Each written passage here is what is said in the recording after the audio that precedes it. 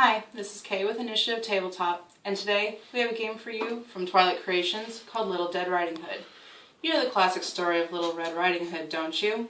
She grabs her cape, she grabs her basket, she goes traversing off through the woods to search Grandma's house. Well, in this game, there's not just one wolf. There's lots of them. And they're not normal wolves. There's zombie wolves. And it's not just you. You're not the only one in search of Grandma's house because you're fighting against your sisters, the other players. So, let's open the box. Let's see who can get to Grandma's house first. Alright, so here you see a basic board setup for a 3-player game. You and your friends are going to start down here at the beginning. You have to make your way through the woods to get up here to Grandma's house. And you have some stuff to help you. First of all, you're going to get 3 bullet tokens, so that when you encounter those wolves, you can take them down, hopefully. You're also going to get 3 cards. These cards will help you with actions to either help you on your turn or to deter your sisters on their turns. At the bottom of the cards, there are numbers. You can discard these cards to move tile spaces on the board.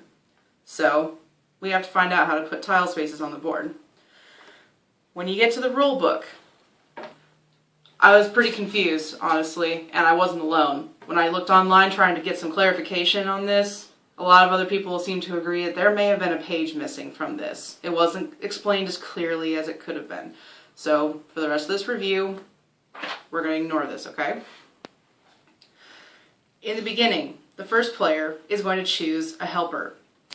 These helpers will help you do various things during the game, whether they are actions, drawing extra cards, or, including, we discovered, placing tiles.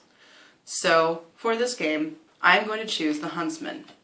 The Huntsman says to take and place 3 tiles, and every other player may place 1. After I have chosen my helper, the next player will choose theirs. This player will take Fairy Godmother, and this player will take the youngest brother. After all the players have been dealt helpers, we move on to resolving the helpers. So, I'm going to take and place my 3 tiles. This is an example of the various tiles that you will find in the pile. This is a blank tile, free game. This tile, when placed, gets a zombie werewolf. This tile will get a bullet, which will help you fight these werewolves that you are inevitably going to face. And this is a blockade. You can place this in front of any of your sisters, but you cannot place it in the first legal spot. Okay, so for my first 3 tile placements, I'm going to put a bullet in front of myself, give myself an upper advantage. Bullet token goes here. Well, not really wanting to help my sisters out so much, so I'm going to give this one a free pass, but she's also not going to get anything. In front of this sister, I'm going to put a wolf. Now that my first step has been resolved, each other player gets to resolve their portion of my helper. They all also get to place a token. So this player probably wanted some help. So what she's going to do, she's going to put a wolf right after my bullet. The third player is going to place a blank spot past their wolf, hoping to get another advantage.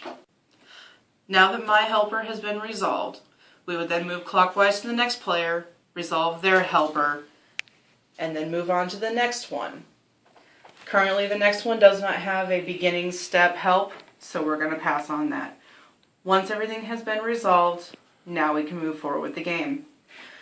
When it comes back to the first player, I get to look at my cards. My cards have various actions like discarding cards, redoing a combat draw, etc. These cards also feature at the bottom a small circle with a number inside.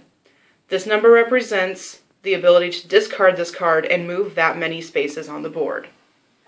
So, I'm going to discard this for 2 movement. I will go here to pick up my bullet, and I will move on to the second space. It's combat time. So, anytime you enter a space with a wolf, or you start in a space with a wolf, you have to fight it. So I'm going to show you how we do this. In the box, you get a nice pretty black bag. When you encounter a wolf, you will enter a wolf token into the bag. This is where your bullets come in. You may choose to use as many bullets as you have available to you to defeat the wolf.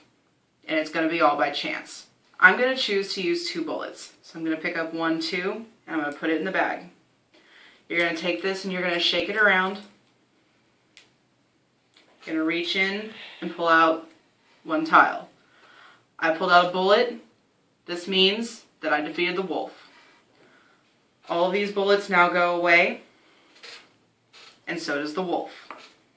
If by chance you accidentally pull the wolf, what happens is you did not successfully kill him and you get knocked back a space.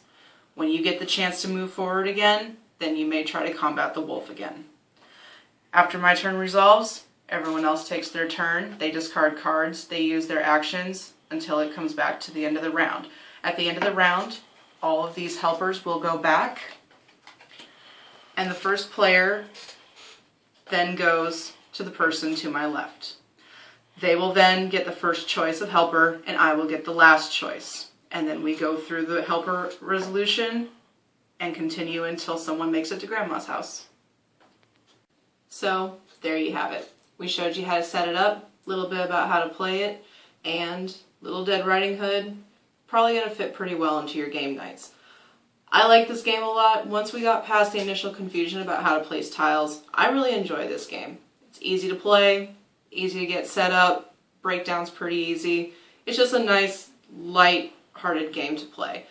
If you want any kind of twist on an old story, if you like killing zombies, Little Girls with Killing Zombies is pretty fun. So I would recommend picking this up if you are into any of that. And I thank you for watching and hope you return soon.